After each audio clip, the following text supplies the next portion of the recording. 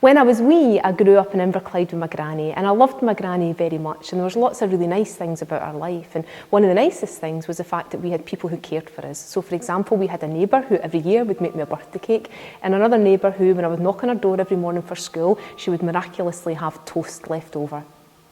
And in my adult life, I also have people who inspire me, people who motivate me, and people who encourage me. And actually, that's what children and adults need.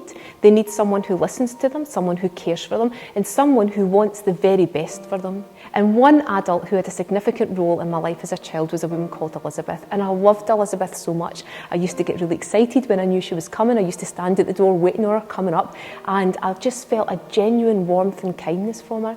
And Elizabeth taught me about Jekyll and Hyde. She taught me about Black Beauty, and she also told me that it wasn't okay for me to put her name on my reading record because that was forgery and it was against the law.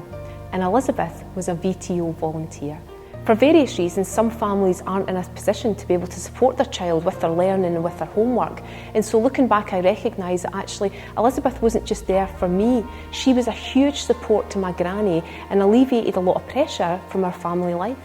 As an adult, I have worked in various roles within education, and as a head teacher, I am absolutely committed to raising attainment because personally I have benefited from and understand the impact of education.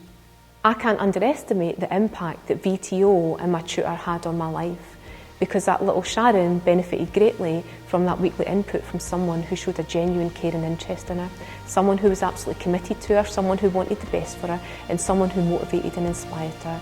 And I can say wholeheartedly without reservation that I would not be the person I am today, either personally or professionally, without VTO and Elizabeth.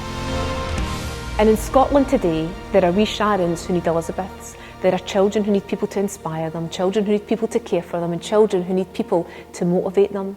And as adults, we can never underestimate our capacity to be that person and the impact that it might have on a child's life.